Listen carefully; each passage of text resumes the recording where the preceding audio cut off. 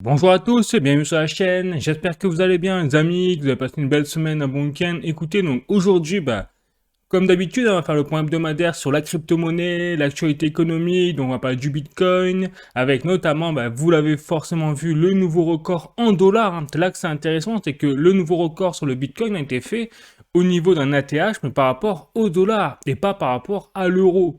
C'est là où ça devient aussi intéressant, où on voit en fait la différence de valeur, même entre l'euro et le dollar, a un impact également sur les records faits par le Bitcoin ou les autres actifs sur les monnaies fiat respectives. Et notamment, un nouvel ATH par rapport au dollar où le Bitcoin a atteint les 118 000 dollars pour un jeton. Et par contre, par rapport à l'euro, on a dépassé les 100 000 euros, mais c'était un record qu'on avait déjà obtenu par le passé. Bon.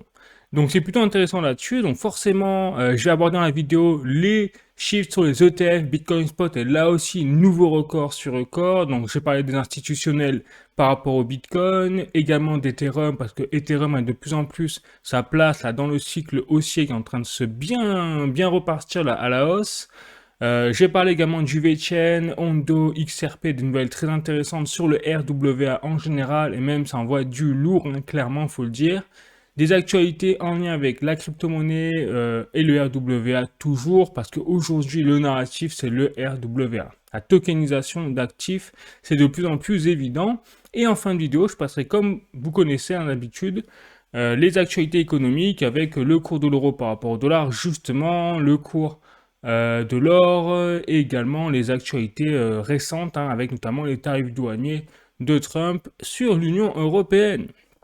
Donc on voit bien que l'Union européenne, là, on n'est pas dans une belle situation, on le savait déjà, mais plus le temps passe et plus ça se confirme. Bon, écoutez, si vous êtes chaud, hein, je vous invite à vous caler tranquillou où que vous soyez et puis à rester jusqu'au bout avec moi.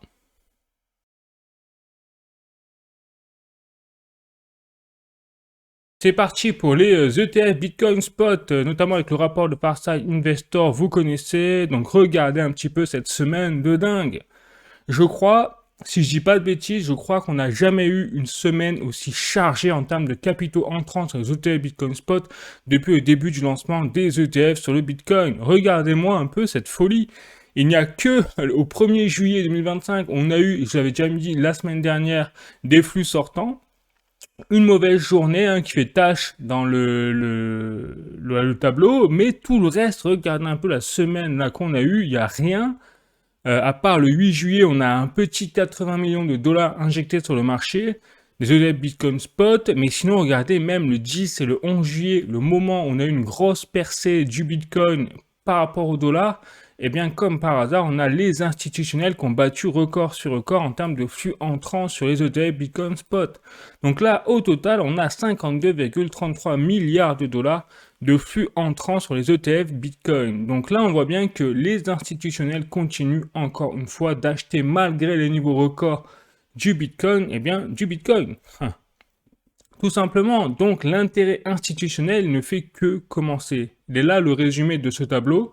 Donc très intéressant, record sur record, hein, toujours, et ça va continuer bien évidemment. Là, j'ai le rapport de Farsight Investor, cette fois sur les ETF Ethereum Spot, et regardez, là aussi, on n'a jamais eu autant de capitaux entrants sur des journées successives pour l'Ethereum au final. Et regardez, on a eu même sur les derniers jours du 211 millions, 383 millions, 204 millions de dollars injectés. Donc ça, c'est du jamais vu, hein, pour les ETF Ethereum Spot. Et au total, ça y est, on a dépassé la barre des 5,3 milliards de dollars injectés sur les ETF Ethereum Spot. Donc, on voit bien qu'il y a aussi une rotation dans les capitaux et que les institutionnels ne s'intéressent pas uniquement au Bitcoin, mais également à Ethereum et donc aux altcoins, tout simplement. Et donc, j'ai passé aux articles, qui prouvent un petit peu, qui confirment que c'est bien les institutionnels qui vont porter cette tendance-là, puisque là, j'ai un article de journalducoin.com, SharpLink Gaming achète 10 000 ETH de plus auprès de la fondation Ethereum. Donc, vous avez déjà acheté des Ethereum, hein, par le passé. Donc là, pour un montant de 25,7 millions de dollars. Et là, ils continuent tout simplement d'acheter toujours plus de Ethereum. Donc on voit bien que les institutionnels achètent, les entreprises achètent du Bitcoin et de plus en plus sont en train de se tourner vers Ethereum parce qu'ils sentent effectivement que Ethereum en fait va péter, tout simplement va péter. Et ils achètent dans une optique, encore une fois, de diversifier leur trésorerie par rapport aux monnaies fiat, qui sont en train de se péter la figure. Voilà, donc là, on voit bien qu'il y a une stratégie de la part des institutionnels et également des entreprises, donc les deux, hein. Et là, j'ai un autre article de cointribune.com, et en fait, tout ça s'explique facilement, parce que regardez, Bitcoin et Ethereum également écrasent le S&P 500, une performance inédite depuis 2012. Donc, peut-on dire que le Bitcoin est un phénomène étranger à Wall Street? Rien n'est moins sûr. Effectivement, la reine des cryptos ne se contente plus de faire parler d'elle dans les cercles crypto-natifs. Elles invitent désormais dans les bilans, les portefeuilles et les calculs de performance des investisseurs institutionnels. Voilà pourquoi, en fait, les institutionnels achètent désormais des ETF basés sur Bitcoin et Ethereum. C'est parce qu'ils voient bien que la performance est en train de battre des records sur records. On a tout simplement le Bitcoin, c'est un actif qui est number one en termes de revenus sur la performance de tous les actifs, les classes d'actifs confondus depuis 10 ans. Voilà, donc c'est aussi simple que ça. Donc forcément, quand vous êtes un institutionnel avec un portefeuille à gérer, en se demandant mais qu'est-ce qu'on peut faire pour se protéger, pour aller toujours plus loin, pour faire toujours plus de rendement, il y a un moment où le Bitcoin, forcément, tôt ou tard, finit par rentrer dans l'équation parce qu'il est trop attractif. Surtout que le S&P 500 n'a pas été battu d'un peu, il a été battu de beaucoup. Hein, c'est une grosse performance. Voilà. Donc ça rejoint tout à fait, et ça explique en partie aussi pourquoi on a un tel afflux de capitaux dans les ETF, Ethereum et Bitcoin. Ensuite, autre article de cryptost.fr, donc toujours pareil, hein. France cette fois, oui, donc là, bien représenté, enfin une représentation, voilà, force et honneur, on va dire pour nous, quand même, il n'y a pas que du mauvais. Donc Sequence lève 384 millions de dollars pour lancer une Bitcoin Treasury. Donc ça c'est génial. Le fabricant français de puces IoT, donc Internet of Things, Sequence Communication, vient de boucler ce 8 juillet 2025 un financement privé de 384 millions de dollars afin d'acheter du Bitcoin et d'en faire le pilier de sa trésorerie. Bravo. On a encore des vainqueurs en France quand même, malgré le chaos politique et économique. Donc super. Mais voilà, vous voyez, c'est des nouvelles comme ça, on voit bien. Je n'ai pas tout mis, hein, mais si je devais mettre toutes les nouvelles qui tombaient au niveau des entreprises qui achètent du Bitcoin, je passerai la journée à vous faire la vidéo, quoi. Voilà. Mais donc, je sélectionne, je suis obligé. Mais toutes les semaines, on voit bien qu'il y a une tendance de plus en plus forte, c'est que les entreprises, les institutionnels achètent du Bitcoin. Et contrairement au retail, dans la masse, ou c'est l'inverse, les particuliers qui font l'inverse, et j'ai le graphique, je vais vous montrer après comment, pourquoi. Donc effectivement, Cointelegraph France, pourquoi les grands médias ignorent-ils encore le Bitcoin malgré son envolée? Les grands médias comme The Wall Street Journal, The Financial Times et The New York Times n'ont publié que 13 articles sur le Bitcoin au deuxième trimestre. Donc selon une étude du cabinet Perception. Donc là, il y a plusieurs hypothèses. Alors après, il n'y a pas de... On ne connaît pas la réponse exacte. On n'est pas dans la tête et à la direction des médias.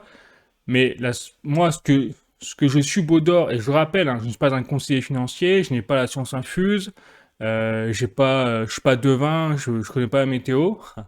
Donc tout ce que je dis, c'est à titre informatif par rapport aux nouvelles, mais également c'est mon analyse personnelle que j'apporte. Après, libre à vous de partager ou pas cette opinion. Bon, mais en tout cas, par rapport aux médias, il faut savoir que c'est une grande nouveauté, c'est que les médias ne fassent plus partager les records sur le Bitcoin, ça c'est une première, contrairement par le passé. Et effectivement, là je vous montre la Google Trends sur le terme Bitcoin, hein, vous voyez, j'ai pris le terme de recherche Bitcoin, et sur l'intérêt porté, j'ai déjà montré ce graphique il y a 3-4 semaines, en fait, parlé par Google. Donc Google, 95% des recherches se font aujourd'hui sur le moteur de recherche Google au niveau mondial. Donc c'est assez représentatif quand même de l'intérêt réel de la population mondiale, incluant les particuliers et les institutionnels, hein, parce que les institutionnels, c'est aussi des analyses des gens qui utilisent Google. Donc bon. Donc là, on a vraiment un intérêt quand même assez dingue, c'est que, regardez, on a eu, donc vous voyez en novembre 2024, lorsqu'on a eu le précédent cycle historique où le Bitcoin avait battu les 60 000, 90 000 dollars, dans ces eaux-là, on avait eu une explosion de l'intérêt de recherche sur le Bitcoin.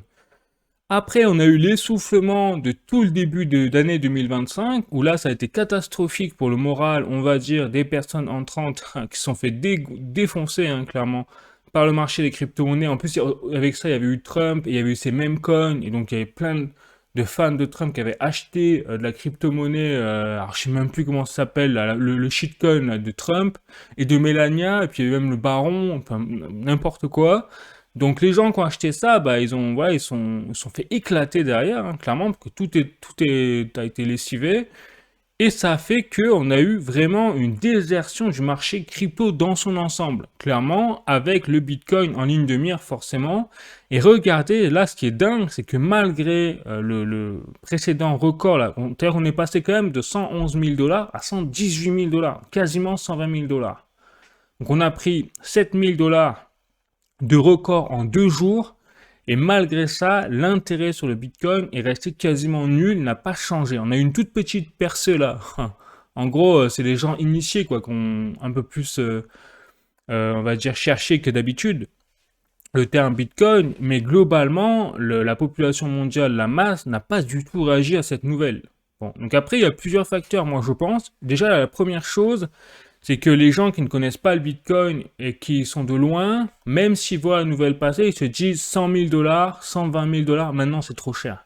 Moi, avec mes moyens, en gros, si on se met dans leur tête, j'ai déjà entendu, ce terme-là, j'ai déjà entendu, c'est 100 000 dollars, c'est déjà trop cher. Et les personnes sont intéressées, mais se disent, ça y est, la porte d'accès, elle est ratée, quoi. Voilà. Parce qu'ils ne connaissent pas le Bitcoin, parce qu'ils n'ont pas compris comment ça fonctionnait derrière, et que ça, voilà, et ces mêmes personnes, moi-même, hein, je leur dis, mais dans 2030, moi, personnellement, je vois le Bitcoin à 1 million de dollars. Et ces mêmes personnes, en fait, rigolent quand je leur dis ça. C'est assez comique.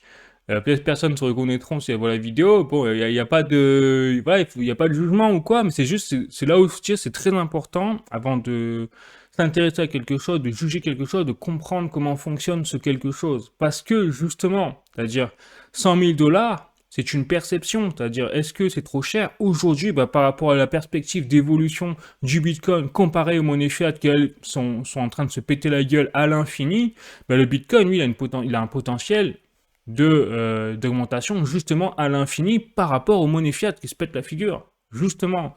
Donc aujourd'hui, 100 000 dollars, ça peut paraître cher. Dans 5 ans, si le Bitcoin atteint 1 million de dollars, tout le monde regrettera, la majorité des gens regretteront, logiquement, hein, de ne pas avoir acheté du Bitcoin à 100 000 dollars.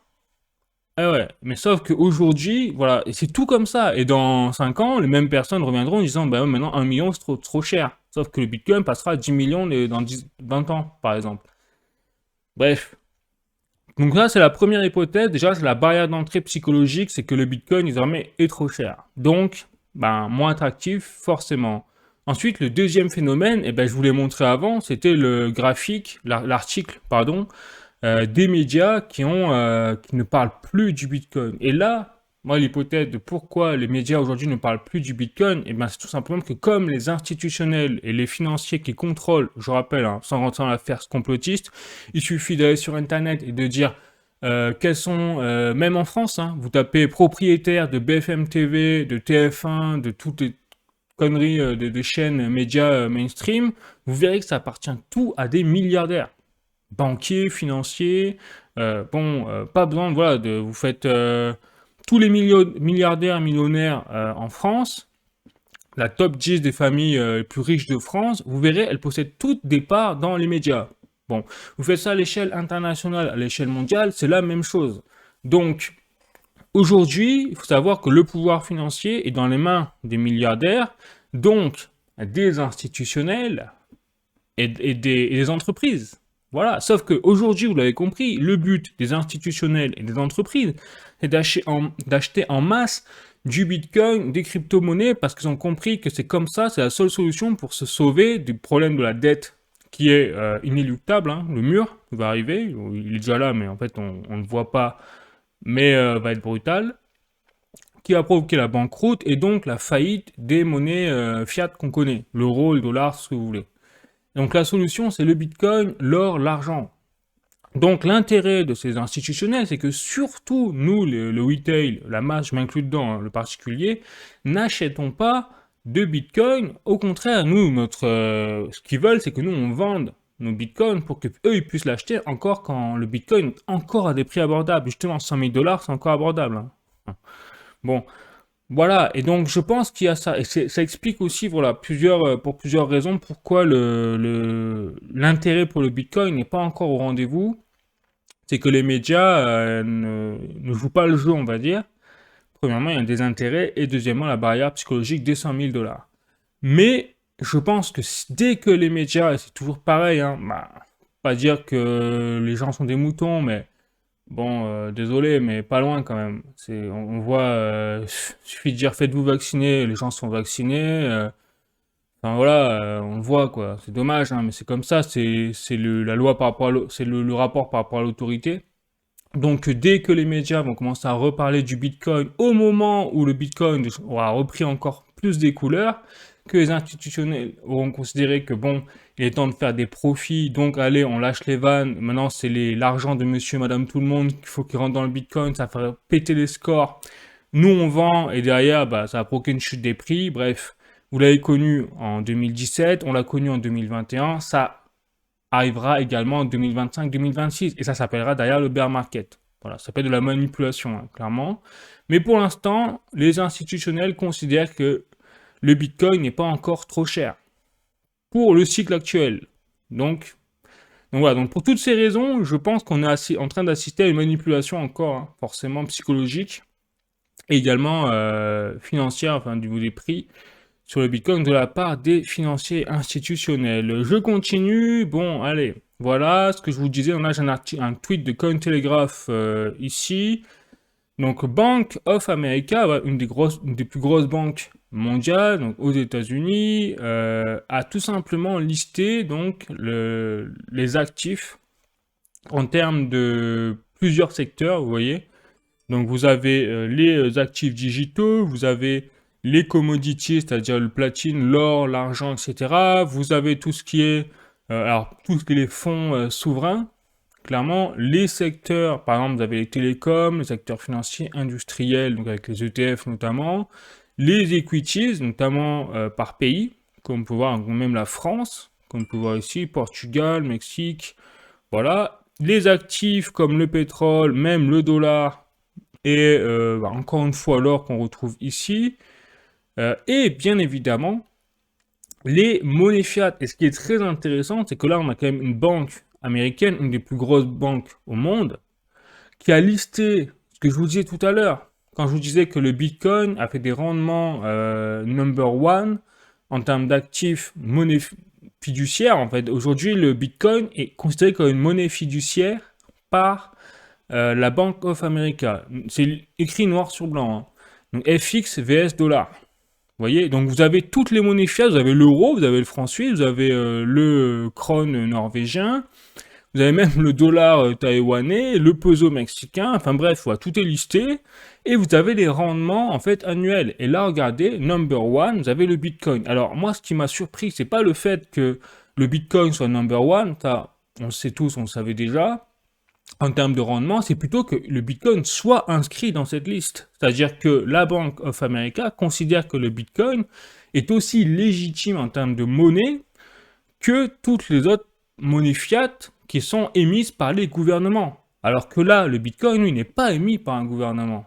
C'est ça qui m'a étonné. Quand j'ai vu ça, je fais, ah ouais, quand même, là, il y a quelque chose. Donc, en gros, le Bitcoin, aujourd'hui, par les banques elles-mêmes qui ont passé 10 ans à taper sur le Bitcoin en disant que c'est pas une monnaie, en disant que c'était un actif pour les bandits, les dealers, et tout ce que vous voulez, hein, tous les psychopathes, voilà, c'est ça, je crois le terme. Et bien aujourd'hui, ces mêmes banques en fait font rétropédalage et disent en fait le Bitcoin c'est la monnaie par excellence, voilà, devant toutes les autres monnaies, même en termes de rendement. Ah, ça c'est incroyable quand même. Je vois la différence de ton. Donc ça, il faudrait peut-être que quelqu'un dans les sphères des députés, là, tout ça, montre ça à Christine Lagarde, la présidente de la Banque Centrale Européenne, qui déclare toujours en 2024-2025 que le Bitcoin n'est pas une monnaie. Je pense que ça lui ferait plaisir. Un petit tableau comme ça, là, ça lui ferait mal à l'orgueil, je pense, mais non, non, les banques, voilà, ses confrères de banques commerciales considèrent que le Bitcoin est une monnaie. Voilà, c'est assez marrant quand même de voir vraiment la bouffonnerie dans ces cercles. Bref, je continue un tour avec le Bitcoin, mais pour vous dire, voilà où on en est au niveau de l'adoption du Bitcoin à une échelle institutionnelle. Et donc là où c'est là où maintenant je vais aller plus loin, et je dis pourquoi, à mon sens, le Bitcoin n'est pas une bulle spéculative, effectivement, n'est pas que une monnaie, mais bien plus qu'une monnaie numérique. C'est tout simplement que c'est une technologie. Et je vous dis déjà, ça fait très longtemps que je vous dis que le Bitcoin, la force du Bitcoin, c'est pas d'être une monnaie avec un supply fixe, et donc c'est l'inverse en fait de la caractéristique des monnaies fiduciaires émises par les gouvernements à l'infini, donc planche à billets égale valeur de la monnaie fiat qui va jusqu'à zéro, alors que le Bitcoin c'est l'inverse, parce que comme on ne peut pas en imprimer plus, sa valeur ne fait que augmenter par rapport au temps au fur et à mesure de l'augmentation de la demande sur le Bitcoin. Voilà. Mais ce qui fait la différence en termes de caractéristiques du Bitcoin par rapport aux autres monnaies fiduciaires, c'est pas uniquement cette limite de supply, c'est également sa valeur technologique liée à la blockchain. Voilà. La blockchain, en fait, là je vois, il y a marqué Bitcoin dans le graphique, mais on pourrait dire Bitcoin et entre guillemets, ou entre parenthèses, blockchain. C'est ça la vraie révolution, je dirais, liée au Bitcoin, en fait. Et donc, ce qui est intéressant dans cette charte, vous avez compris, c'est que là, on a 1000 ans, en fait, d'évolution technologique et d'apparition de technologies qui ont fait vraiment la différence pour l'humanité. Donc, ça a commencé, vous voyez, dans les années 1300 et quelques, avec l'arrivée de la presse à imprimer, donc le journal en fait. Vous avez ensuite le télescope qui est arrivé dans les années entre 1500 et 1600. Ensuite, vous avez le moteur à vapeur, bien évidemment, le télégraphe, tout ce qui est l'aspect d'électricité avec, vous savez, les ampoules, les vaccins contre la polio. Alors, les vrais vaccins, hein, pas les vaccins de merde, là, comme on a du Covid. Voilà, l'homme sur la Lune, bref, alors ça aussi, on en reparlera. Les microprocesseurs, enfin bref, voilà, vous avez compris, jusqu'à l'iPhone, le Bitcoin, et aujourd'hui, les dernières révolutions technologiques, on le sait, c'est l'intelligence artificielle et la technologie quantique au niveau des ordinateurs. Alors ça, on est au tout début, mais c'est vrai que si on arrive à maîtriser cette technologie quantique, alors là, ça va vraiment tout changer notre paradigme encore technologique et financier encore plus. Voilà. Donc c'est pour ça que le Bitcoin aujourd'hui, il faut vraiment comprendre ce que c'est. C'est pas uniquement un énième euro en fait. Si vous voulez, ça va bien plus loin. Et donc c'est pour ça que c'est pas une bulle des tulipes. C'est parce que non, il est en train de révolutionner tout simplement à lui tout seul la manière dont on regarde, on a notre regard et aussi la manière dont on utilise le système financier et monétaire au niveau mondial. En fait, les échanges de valeurs, tout simplement. Bon. Donc, voilà. Et là, pour l'instant, on va dire qu'il y a 5% de la population qui a vraiment compris comment fonctionnait le Bitcoin. Donc, on est encore au début. On est encore au début du Bitcoin. On est encore au début de l'adoption de cette technologie. Et pourtant, le Bitcoin est à 100 000 dollars. Mais c'est trop cher. Pour certains, c'est trop cher, alors qu'en fait, ce n'est que le début. Et je pense que dans 30-40 ans, je pense qu'on rigolera quand les gens parleront d'un Bitcoin à 100 000 dollars. Ça fera rêver, en fait. Voilà. Bon, après, je peux me tromper, hein. Je veux dire, peut-être que bougera pas, il restera 1 million de dollars. Mais personnellement, ma conviction profonde, avec tous les éléments, vous voyez, et surtout la chute des monnaies fiat, c'est-à-dire qu'on sait l'euro, le dollar vont disparaître. Ils sont destinés à disparaître par essence même, puisque les gouvernements n'ont plus le choix d'en imprimer encore plus pour financer leur budget de dette. Voilà, donc c'est foutu, ça y est, le cercle et la boucle est bouclée, quoi. Donc il y a des solutions alternatives, il y a l'or, l'argent, et il y a autre chose, le Bitcoin. Voilà, c'est pas compliqué, quoi. Bon. Allez, je continue, et là, voilà. Quand je vous dis, maintenant on va faire le topo sur, vous savez, le Global Money Supply, mais d'un point de vue lié avec les assets généraux, et notamment le S&P 500. D'habitude, je vous mettais la courbe du Bitcoin en parallèle, là je vous ai mis la courbe du S&P 500. Donc, pour comprendre vraiment au niveau économique comment ça se passe, on va bien, donc je rappelle rapidement, le Global M2 Money Supply, en fait c'est l'argent total qui est en circulation au niveau mondial. Donc il y a le dollar, mais il y a aussi le yuan chinois, il y a l'euro, il y a tout, il y a toutes les monnaies là-dedans. C'est pour ça qu'on appelle le Global Money Supply. Et donc là, vous avez cette courbe qui depuis le début, elle ne fait que monter. Vous voyez, là c'est la courbe en blanc, Global Total M2. Ah, ça fait péter les plafonds là, et ça explose. Et notamment durant le Covid, ça a été, regardez, durant le Covid, ça a été open bar. Donc on a eu un global money supply qui a atteint un record en termes de performance vers le haut. Forcément, puisque les États n'ont fait qu'imprimer de l'argent pour financer le Covid en fait, ou les confinements plutôt. Bon. Et ce qui est intéressant, c'est que quand vous superposez, alors le Bitcoin, je l'ai déjà montré plusieurs fois, c'est pareil, le Bitcoin suit en termes de courbe la valeur ou l'impression d'argent en fait du M2 Global Money Supply. Donc en fait, c'est pareil pour le S&P 500, c'est-à-dire que là la courbe en or là, ou marron, je sais pas, eh bien le S&P 500, vous voyez, suit globalement également, en fait, le Global Money Supply. C'est-à-dire qu'une fois, ça c'est édifiant, et surtout, là aussi, avec un décalage de quelques mois. C'est logique, c'est-à-dire que quand les gouvernements, banques centrales impriment de l'argent en masse, cet argent doit aller quelque part.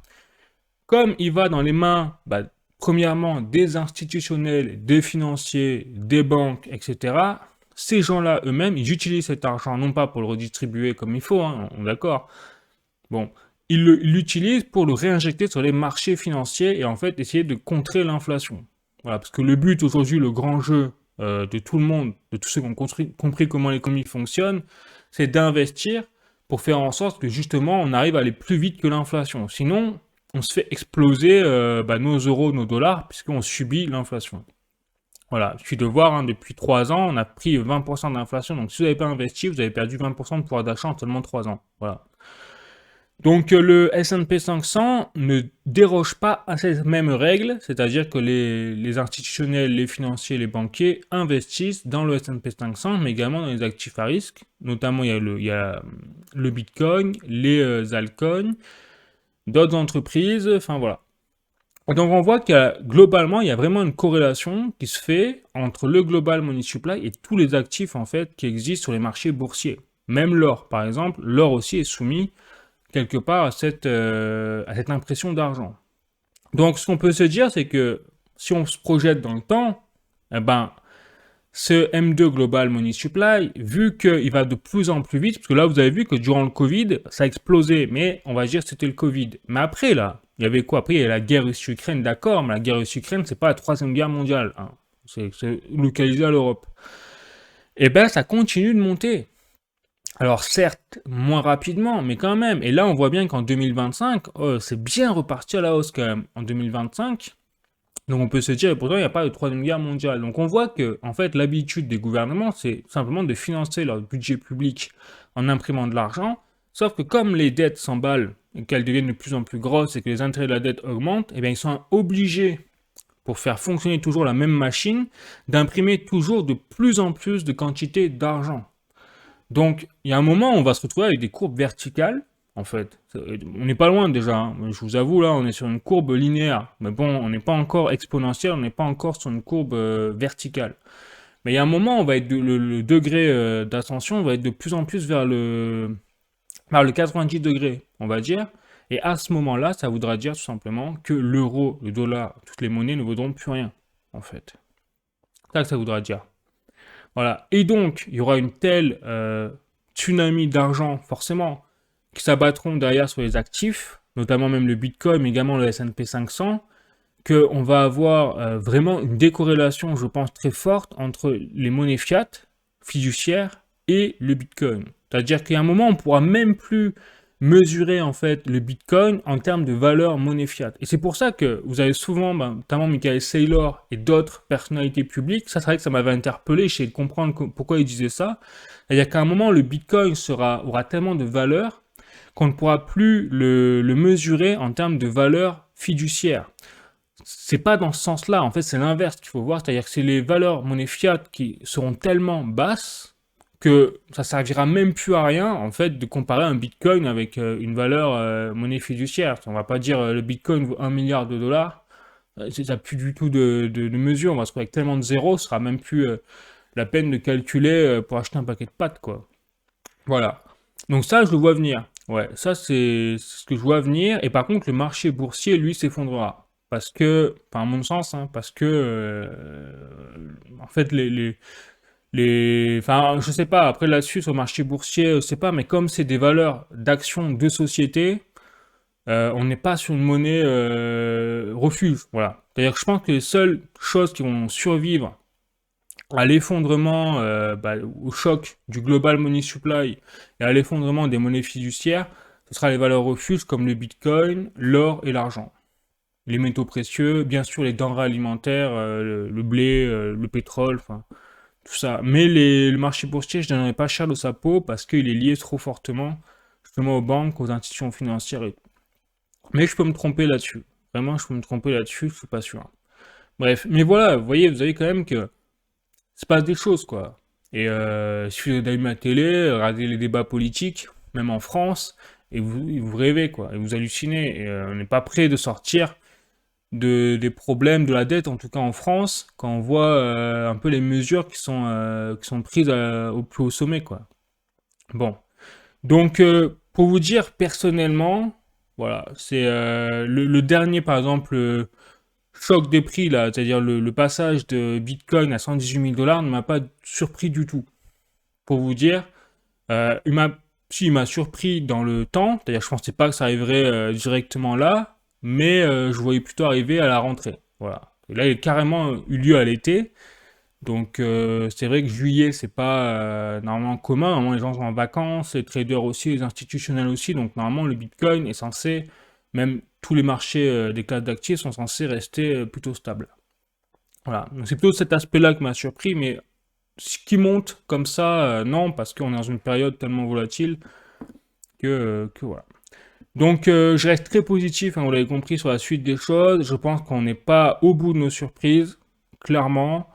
Donc, faut tenir en fait, tout simplement. Et donc, après, libre à vous de choisir votre propre stratégie. C'est-à-dire les personnes qui sont plutôt stratégiques au niveau court terme, donc qui veulent miser leur bille sur juste la suite du bull run là, actuellement jusqu'en 2025-2026. Mais là, je vous dis, faites attention parce que les choses ont changé avec l'arrivée des institutionnels et le catalogue, vous l'avez vu, de Bitcoin en tant que monnaie refuge, comme le montre la Bank of America par excellence, mais également comme valeur refuge. Voilà, donc ça aussi, il faut le prendre en compte.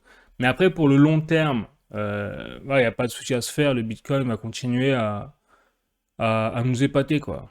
Forcément.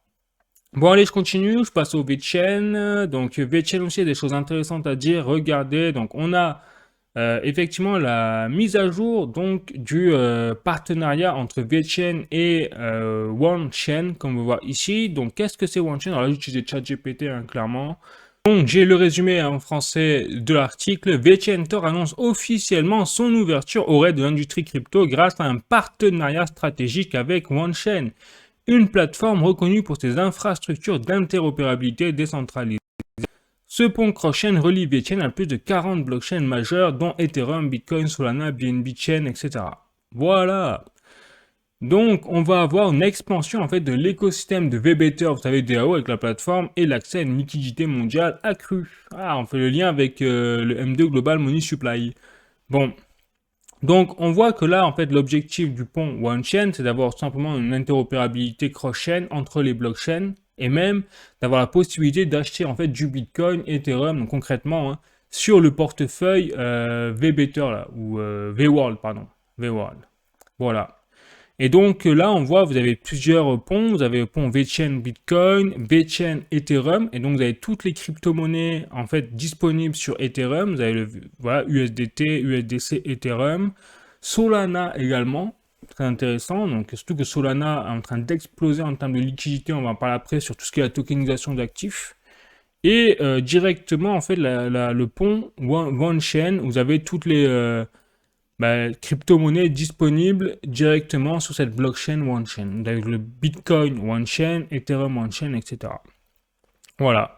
Et donc, ce qui est intéressant, c'est qu'il y a une autre vision pour 2025, c'est que ce partenariat, en fait, marque la première étape. Donc, c'est que le début, apparemment, d'une collaboration plus large avec OneChain et d'autres intégrations et campagnes sera annoncée prochainement. Donc, on peut imaginer facilement qu'il y aura d'autres blockchains qui sont intégrés donc à ce partenariat et également, pourquoi pas, d'autres technologies. Bon, donc très intéressant. Donc là, on va en fait profiter tout simplement du fait que l'écosystème de VeChain va intégrer tout ce qui est l'aspect des autres blockchains, donc le Bitcoin, Ethereum, ça c'est énorme, parce que c'est vrai que c'est vrai que c'était une barrière, c'est-à-dire que de ne pas pouvoir acheter du Bitcoin avec le portefeuille VWorld, franchement c'était chiant, faut avouer, on est obligé de passer par un autre portefeuille, MetaMask, enfin, vous connaissez la chanson, hein. Donc là, on va peut-être attirer plus de capitaux et de holders de VeChain, puisque derrière, forcément, quand vous achetez du Bitcoin via VeChain, en fait, l'écosystème, eh bien, vous serez obligé d'avoir du VTHO minimum, et ça poussera également à avoir du VeChain. Allez,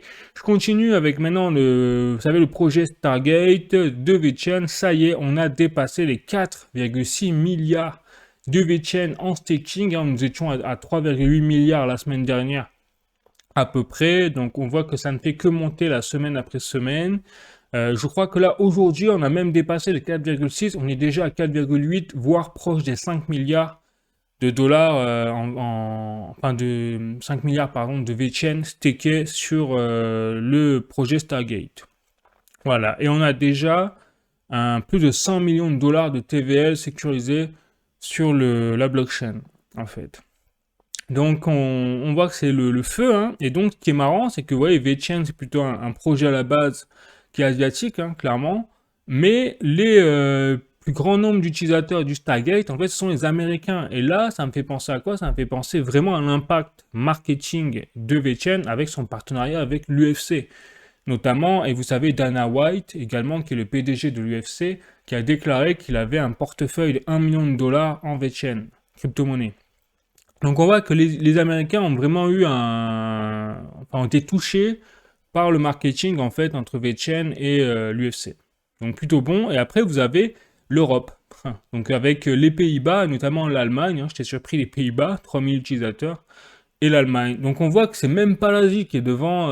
Alors moi je veux pas aller l'inverse. Si j'allais, c'est plutôt les pays comme, je sais pas, déjà Hong Kong, même la Chine, pourquoi pas, les pays asiatiques qui seraient en leader, hein, puisque le projet est quand même initialement, même Singapour, le projet vient de Singapour, Hong Kong à la base. Donc, bon.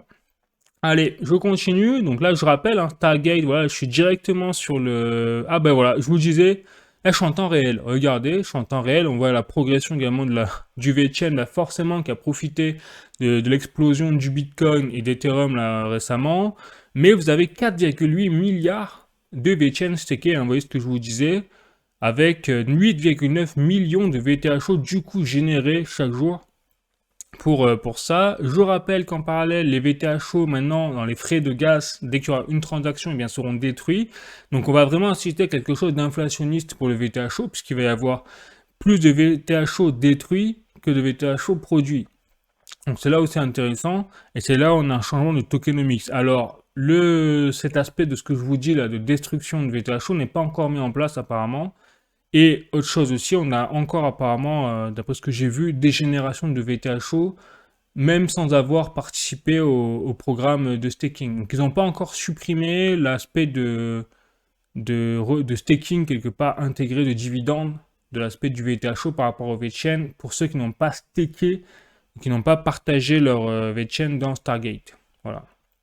Bon, allez, au niveau des statistiques, je continue. Donc là, vous voyez, le momentum est toujours assez fort, parce que là, on a 23 516 nouvelles adresses là, en 24 heures, et on voit bien que là, en termes de total d'adresses, on va approcher les 10 millions d'ici un mois ou deux, à ce rythme-là, de nouvelles adresses. Donc c'est assez énorme quand même ce qui se passe, et on voit que 2025 a vraiment tout donné là pour VeChain. On a doublé, en 6 mois, on a doublé le nombre de portefeuilles pour VeChain. Ah, on est en train d'assister à une petite ralenti là. On voit clairement au niveau du nombre d'adresses sur le portefeuille, enfin sur l'écosystème du VeChain. Mais bon, ça continue quand même d'être un bon momentum. Ensuite, je continue avec notamment le nombre de holders cette fois. Alors là, vous voyez, VeChain, il n'y a pas eu vraiment de changement hein, en termes de nombre de holders. Donc pour l'instant, Stargate n'attire pas de nouveaux détenteurs de VeChain, c'est plutôt sur le VTHO qu'il y a vraiment une différence. VTHO, on voit qu'il continue d'attirer de plus en plus de holders. Et également, bien sûr, le B3TR. Alors là, le B3TR, ça continue à 1 721 000 holders, ça explose. Mais là, je pense que c'est également l'UFC et notamment la dernière application, vous savez, BYB que j'avais présenté la semaine dernière, c'est Build Your Body, justement créée par l'UFC. C'est l'application de l'UFC avec des athlètes donc, de l'UFC qui faisaient la promotion justement de l'application. Donc forcément, ça attire toujours plus d'utilisateurs qui vont vers plutôt le B3TR et le VTHO, mais qui n'achètent pas forcément du VeChain. Clairement parce que le VeChain, c'est vrai, n'a pas encore trop d'utilité par rapport à la plateforme VBetter DAO, tout simplement. Donc, mais on voit que les bases quand même de la tokenisation d'actions sur VeChain sont énormes. Et ce qui est intéressant, c'est que là, je vous donne l'information comme ça. Alors, c'est Sunny, le PDG de la fondation VeChain, qui l'a balancé. Mais d'ici la fin de l'année, on devrait avoir une mise à jour du white paper actuel en fait de VeChain. Donc je rappelle que VeChain a sorti plusieurs white papers, c'est-à-dire livres blancs au fur et à mesure de son existence. Il me semble que la dernière version c'était la version 3.0 ou 2.0 et donc là on devrait avoir une nouvelle version qui devrait sortir d'ici la fin de l'année. C'est ce que j'ai vu de la part des propos de Sunny de la fondation VeChain dans une interview par AG, mais voilà, ça reste encore à prendre avec des pincettes, c'est pour ça que je vous l'annonce, mais je ne veux pas de choses officielles. Voilà, je reste prudent, mais sachez que voilà, ne soyez pas surpris qu'on ait une nouvelle annonce de white paper d'ici la fin de l'année. Voilà, après, ça reste à voir. Mais ce serait pas non plus étonnant parce qu'on a eu une énorme évolution là de VeChain. Et c'est vrai que ça a décalé totalement. Enfin, non, ça n'a plus rien à voir avec le dernier white paper qui était sorti en 2023. Donc, je pense qu'il faut qu'ils mettent à jour plusieurs choses. Et surtout, ce qui est intéressant, c'est qu'ils vont nous balancer leur nouvelle roadmap. En incluant bien sûr le projet Renaissance de VeChain. C'est ça qui m'intéresse personnellement. Bon, donc plutôt bien parti la VeChain, mais je pense qu'ils n'ont pas encore la rançon de la gloire pour l'instant, mais que ça va se faire, je pense que ça peut se faire rapidement quand même, vu ce qu'ils apportent quand même en termes d'utilité. Donc l'application BYB et tout par exemple. Bon, allez, je continue, cette fois je passais au RWA avec Ondo et VeChain et Ripple par exemple et XRP également. Donc je passe avec un petit tweet de Ondo Finance déjà. La connectivité n'est pas une option sur les marchés globaux. Donc là, il y a une annonce de nouveaux partenaires avec Ondo Finance, c'est-à-dire c'est Layer 0. Et donc Layer 0 Core, en fait, c'est justement une entreprise qui permet l'interopérabilité. C'est un protocole en interopérabilité qui assure la connexion avec plus de 130 blockchains. Je sais pas si vous imaginez un peu le délire, hein. C'est que là, Ondo Finance est vraiment en train, avec ses partenariats, en train de construire une toile d'araignée, un pont entre déjà tous les acteurs majeurs du web 3.0 qui sont de près ou de loin liés à la tokenisation d'actifs.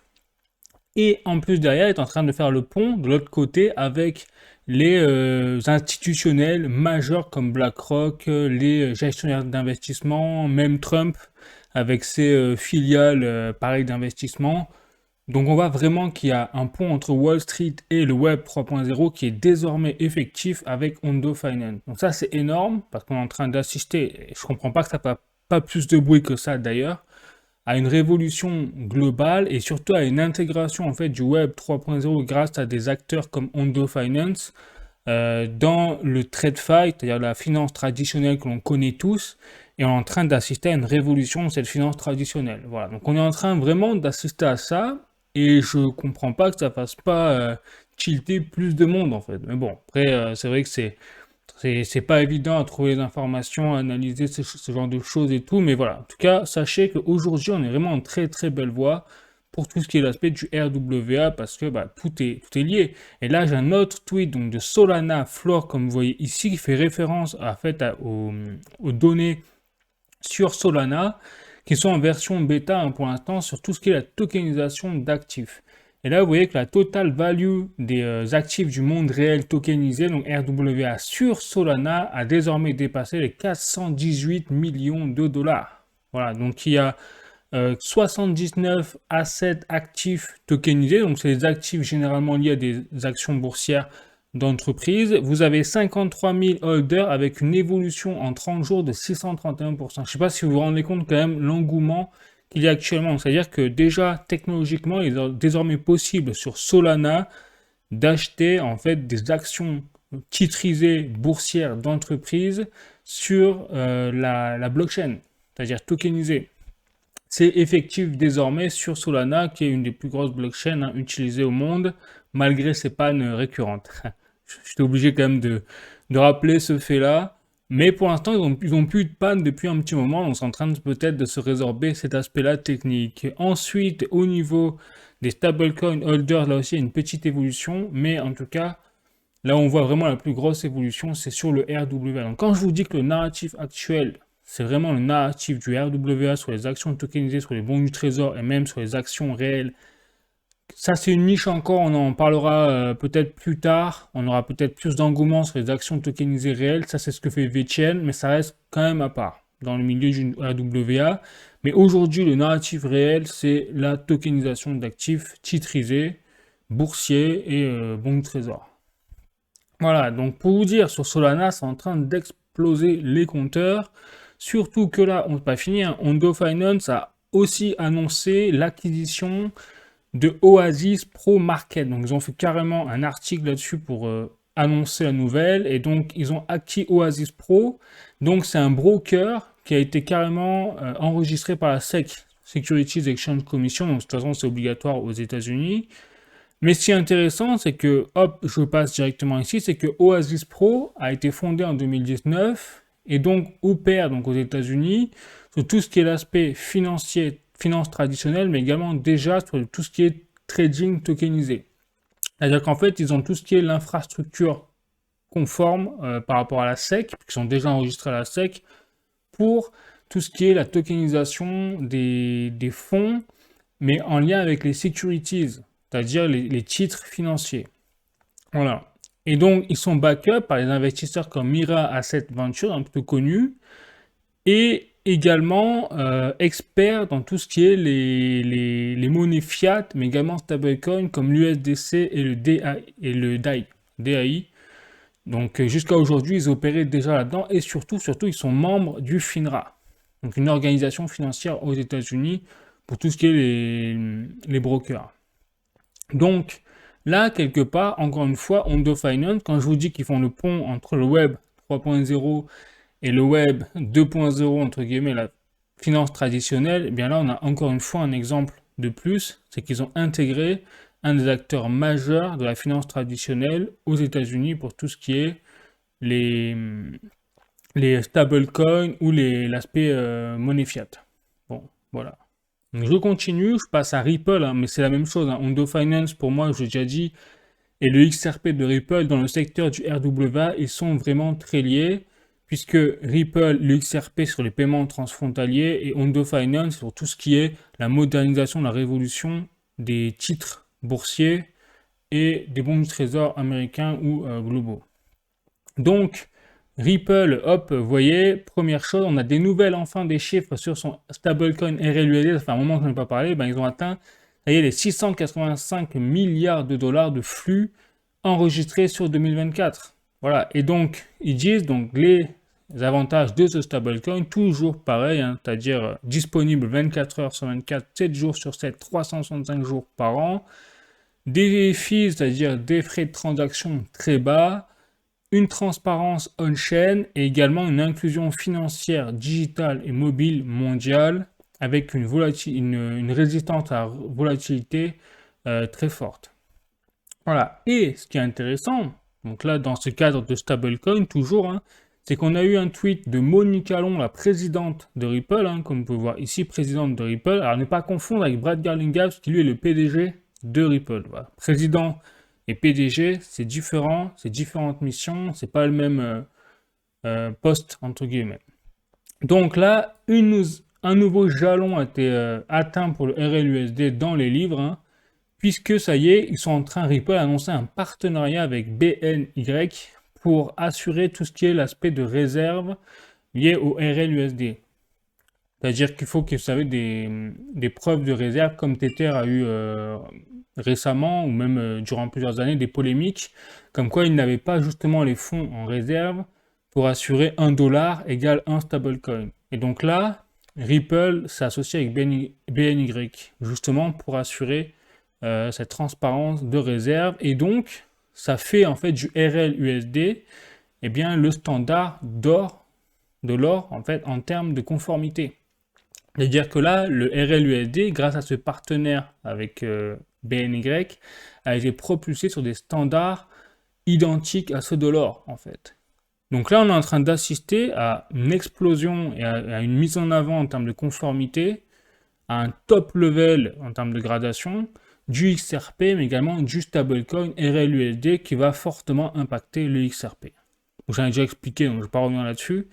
Mais voilà, c'est très fort là ce qui est en train de se passer. Et Ripple est vraiment en train de se poser en acteur incontournable, finalement, des paiements transfrontaliers, parce que trop utile et en train de concurrencer directement le réseau Swift bancaire, là, clairement. Hein. Donc, très intéressant ce qui se passe. Je continue, et c'est là où, quand je vous dis, on atteint un niveau, où Ripple et le XRP sont en train vraiment de concurrencer le réseau Swift bancaire, c'est que là, j'ai un article voilà, d'un projet pilote mené par Ripple sur le stablecoin RLUSD, mais en Afrique. Et donc, cet article, qu'est-ce qu'il dit? Il dit que ce projet pilote, donc, qui a été mené au Kenya, en fait, concerne surtout la sécheresse qui a lieu donc, au Kenya. Et donc, ils ont pris, pour vous dire, donc 517 nouveaux éleveurs, donc pastoralistes, des éleveurs, dont 70% c'était des femmes. Là-bas, bon, peu importe. Le but, c'était de déclencher, en fait, de mettre en place des smart contracts, notamment, et de faire en sorte que grâce à des satellites qui pouvaient capter des niveaux de chaleur, de sécheresse, eh bien, si certains seuils étaient dépassés en termes de sécheresse, eh bien, des smart contracts s'activaient automatiquement pour finalement payer et injecter des fonds dans les portefeuilles et wallets des 517 éleveuses ou éleveurs. Bref, voilà. Pour assurer, justement, pour qu'ils puissent acheter, par exemple, de l'eau ou, je dis n'importe quoi, hein, ou du foin à leurs bêtes. Par exemple, ces éleveurs, et pour contrer justement la sécheresse. C'est une sorte d'assurance, en fait.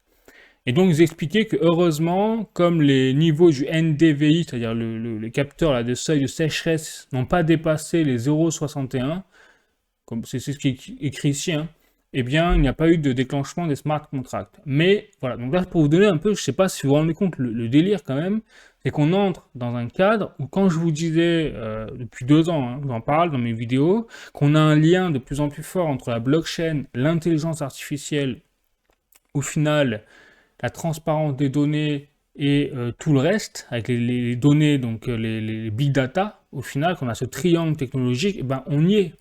C'est-à-dire que là, ça, imaginez, c'est pas le réseau Swift bancaire qui est capable de mener ce genre de projet pilote. Donc imaginez un peu les perspectives et le potentiel d'avenir de cette technologie-là avec les smart contracts, l'intelligence artificielle et le big data pour favoriser, eh bien, tout simplement l'efficacité et surtout la transparence. Parce que les fonds qu'on envoie, par exemple, secours populaire ou machin, personne n'est capable de dire, à part les personnes qui reçoivent l'argent, ce qu'ils font réellement de l'argent. Donc c'est pour ça que là, on a d'ailleurs voilà, un moment où ils expliquaient que ce projet pilote met en avant la transparence des fonds qui sont alloués dans l'aspect de l'aide et de l'humanitaire, au final. Voilà. Parce que aujourd'hui, c'est très bien l'humanitaire, par exemple, actuel. Mais le problème, c'est qu'on ne sait pas réellement que devient notre argent une fois qu'on l'a donné à des associations, par exemple. Et on a même eu des affaires, même en France, hein, on a eu dernièrement en plus, hein, il y a 2-3 mois, on a eu des présidents d'associations qui ont été mis en prison parce qu'en fait, ils avaient détourné l'argent des gens, au final. Donc, les fonds ne servaient même pas à l'humanitaire, au final. Voilà. Donc ça, c'est la blockchain. Ça, c'est la blockchain couplée à l'intelligence artificielle et le big data. Donc c'est là où je vous dis, on est en train d'assister à une révolution, totalement. Et Ripple, avec le XRP, mais également le RLUSD et les smart contracts, sont la preuve vivante de cet aspect-là des choses. Donc le RWA, plus que jamais, c'est l'avenir. Bon. Allez, je continue, toujours avec Ripple, un article de journalducoin.com, Stablecoin pour Ripple, le marché pour atteindre 2000 milliards de dollars. Stablecoin en pleine forme, n'en déplaise à JP Morgan, qui a revu récemment ses prévisions à la baisse. Le marché des stablecoins a bien un avenir radieux à plus de 2000 milliards de dollars, selon en fait Brad Garlinghouse, le PDG de Ripple. Donc, je rappelle, voilà, ça montre très bien qu'aujourd'hui, et d'ailleurs le projet pilote de Ripple le montre très bien, puisqu'ils ont utilisé dans le cadre de leur projet pilote au Kenya, c'était du stablecoin RLUSD. Donc les fonds auraient été alloués en fait en RLUSD, c'est-à-dire indexé au dollar, mais peu importe, j'ai envie de vous dire pour les personnes qui reçoivent ces fonds, quoi.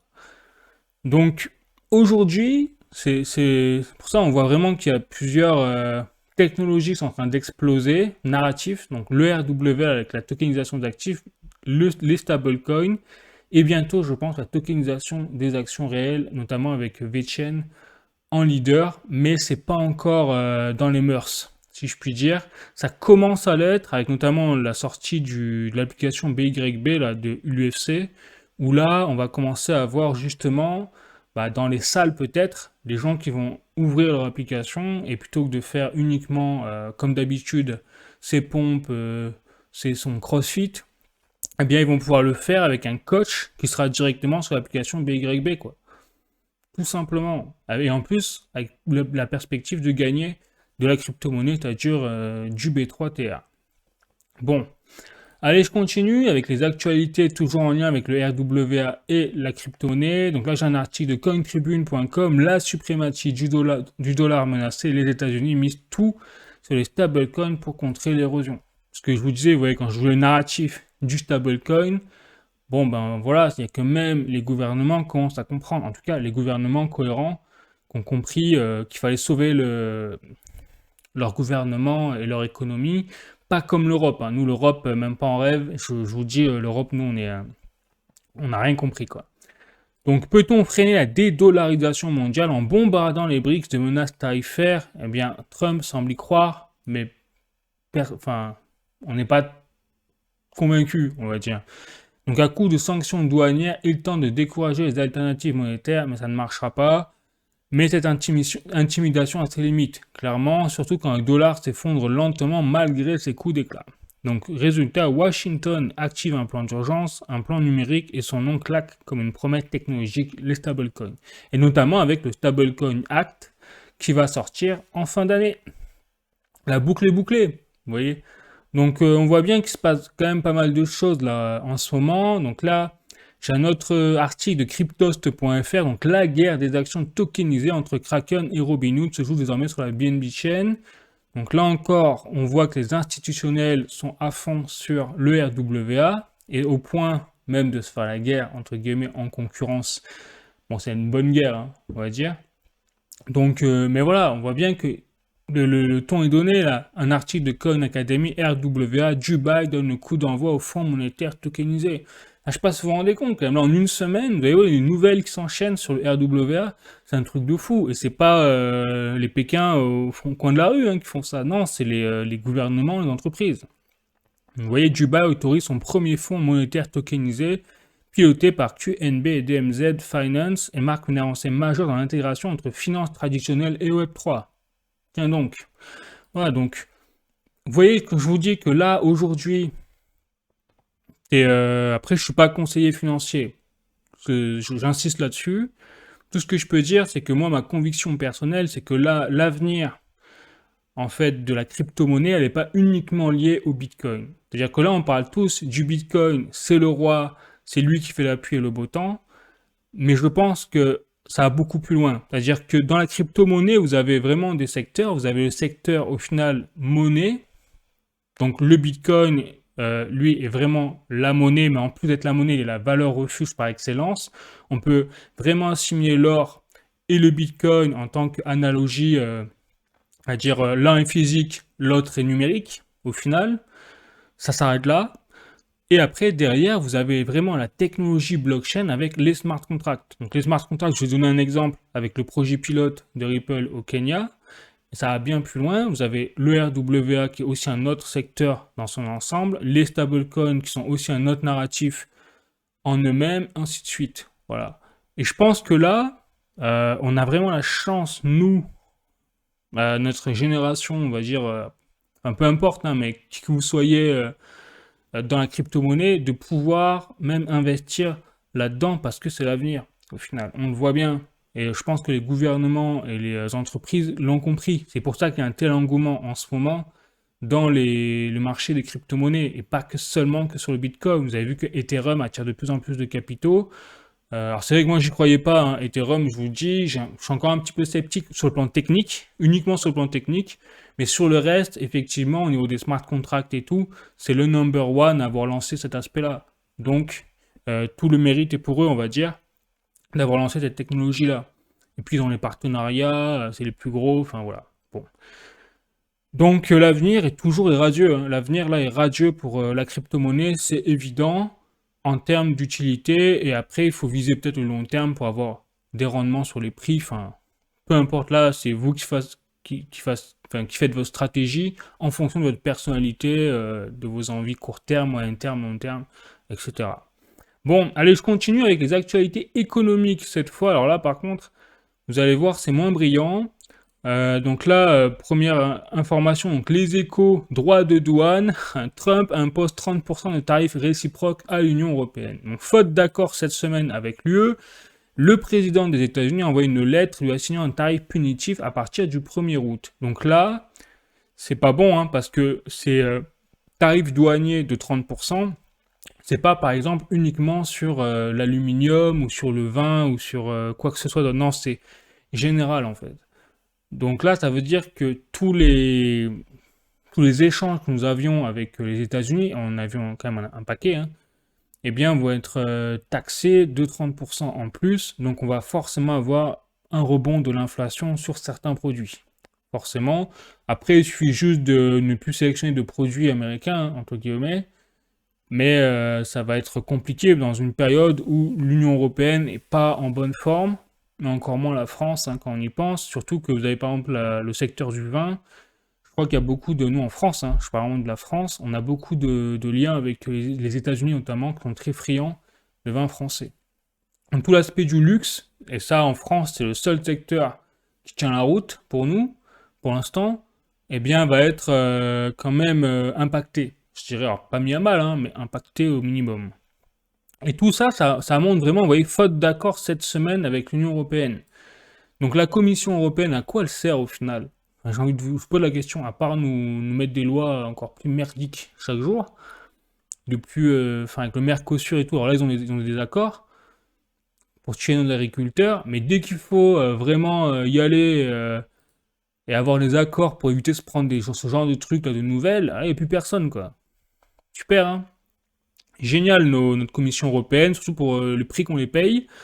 Donc je continue toujours dans cette même veine, hein, pour vous montrer un petit peu, là j'ai un tweet de The Kobe Slater qui fait le récapitulatif des tarifs douaniers au niveau mondial mis en place par Trump. Donc vous avez en tête de liste le pêcheur, le Brésil, eux ils sont pris carton, 50%. Ensuite vous avez Myanmar, je ne sais même pas le pays pêcheur, 40%. Laos, Cambodge, Thaïlande. Alors le Vietnam, vous voyez, parce que Thaïlande, Cambodge, Laos, autour du Vietnam, donc ils ont pris cher. Je crois que le Vietnam a réussi à négocier très bien. Je ne les vois pas apparaître là, on va voir, ils sont peut-être en dessous. Ils ont réussi à très bien négocier pour le coup les tarifs douaniers. Donc si c'est le cas, bravo à eux, parce qu'ils étaient également autour des 30% à la base, voire plus. Même titre que le Thaïlande, le Cambodge et le Laos. Ensuite, vous avez Bangladesh, le Canada. Alors, le Canada, d'ailleurs, je note que le dollar canadien a pris très cher suite à cette nouvelle. C'est pour ça que je me permets de dire que l'euro, on risque de voir une chute de l'euro par rapport au dollar dans les mois qui viennent, voire les jours qui viennent, hein, parce que vous savez que quand il y a une nouvelle, directement les marchés price les nouvelles. Donc on devra avoir des impacts de ces nouvelles dans les jours qui suivent et non pas au 1er août dès l'arrivée des tarifs, hein, je rappelle.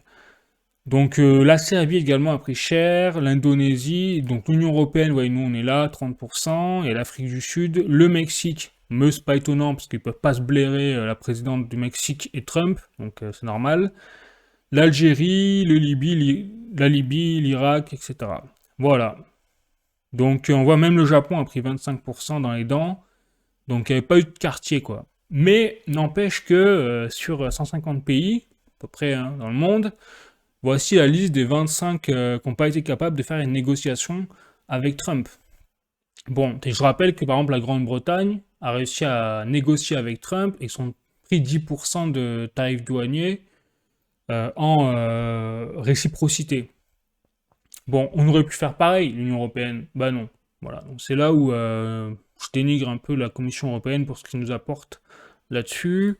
Je continue, hop, toujours avec un article de Les Échos, donc 100 milliards d'euros, l'effort intense que va devoir faire la France pour stabiliser la dette. Alors, 100 milliards d'euros, l'effort intense. Vous voyez venir la douille quand même arriver. Déjà, rien que, voilà, il y a marqué pigeon sur notre front, donc venez prendre nos sous. Hein, toujours pareil, nous pauvres gueux que nous sommes. Donc pour amener la dette à 110% du PIB à long terme, un effort équivalent à 3,5% du PIB sera nécessaire, estime l'OFCE, qui plaide pour un redressement des comptes plus lent et moins douloureux que celui du gouvernement. Bon, eh ben voilà, donc qui c'est qui va passer à la caisse? Eh ben, c'est les citoyens français. Clairement, hein, faut pas rêver. Donc soit ils vont nous augmenter les impôts, soit ils vont nous mettre des taxes en plus. Surtout dans un contexte où en plus, ouais, j'ai un article de Le Figaro, depuis 12 mois, la France ferme plus d'usines qu'elle n'en ouvre. Et là, la réalité du terrain. Donc le Mozart de la finance, là, qui nous disait, on va mettre la Russie à genoux avec les sanctions, on va faire ci, on va faire ça, on va réindustrialiser le pays, bah, la réalité, au fond, c'est que les sanctions contre la Russie nous ont mis dans la panade au niveau énergétique, alors qu'on est normalement indépendant au niveau énergétique. Bah, là aussi, il faut nous expliquer un petit peu comment ça se passe.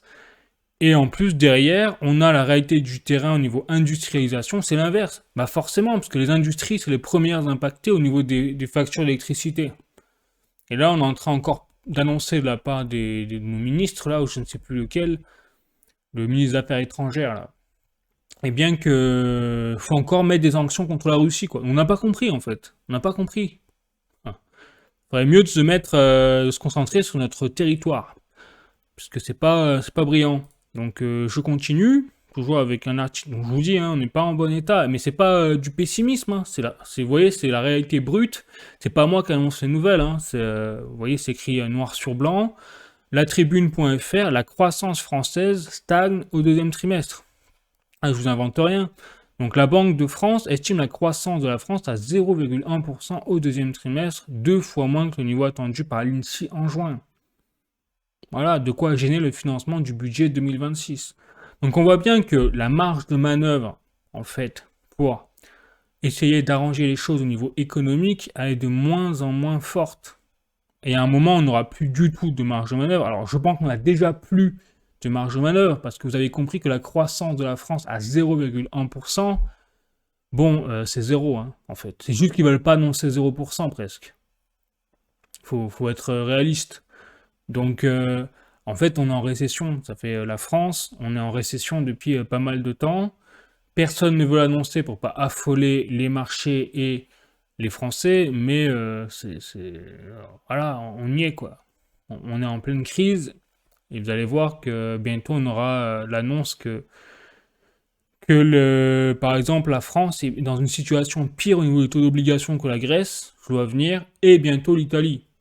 Il y a l'Italie aussi qui elle, est en train de se rattraper contrairement à nous. Donc nous, on va dépasser les taux d'obligation italiens et les taux d'obligation grecs. Ça, je le vois venir à 2000 d'ici les mois qui viennent, hein, clairement. Ensuite, je continue avec notamment, bon, on va passer au cours du CAC 40, voir un petit peu ce que font les marchés boursiers. Mais là aussi, le S&P 500 continue de faire record sur record. Et le CAC 40, en fait, est vraiment poussé par le secteur du luxe. Donc, on a de la chance d'avoir tout ce qui est secteur du luxe, Vuitton, compagnie, L'Oréal et tout, pour nous tirer un peu vers le haut au niveau du CAC 40. N'en déplaise à LFI. Hein. Et voilà, je passe au CAC 40 et au S&P 500, au Nikkei, donc la bourse. Et vous voyez que, regardez, sur un mois, on a bien des sous-performances de la part du CAC 40. Et donc, le S&P 500 a fait plus 4,73%, le Nikkei japonais a fait 3,28% et le CAC 40 a fait 1,88%. Donc, on voit bien que nous, la France, on n'est pas les plus performants, on va dire, même au niveau de la bourse. Donc, les prix commencent, enfin, même la bourse, les entreprises, on commence à être pricées au niveau du marché. Je continue avec le cours de l'euro par rapport au dollar. Et là, vous voyez que depuis l'annonce des tarifs douaniers de Trump sur l'Union européenne, on a vraiment une chute. Alors, ça reste très léger comme chute, hein, parce que je rappelle qu'on a fait une énorme performance, l'euro par rapport au dollar. En fait, c'est pas l'euro qui a augmenté par rapport au dollar, c'est le dollar qui a chuté par rapport à l'euro et par rapport à toutes les monnaies fiat au niveau mondial. Mais là, depuis l'annonce des tarifs douaniers de 30% sur l'Union européenne, on a fait comme le Canada, on a vu une valeur de l'euro par rapport au dollar qui a chuté, tout comme le dollar canadien a chuté par rapport au dollar américain.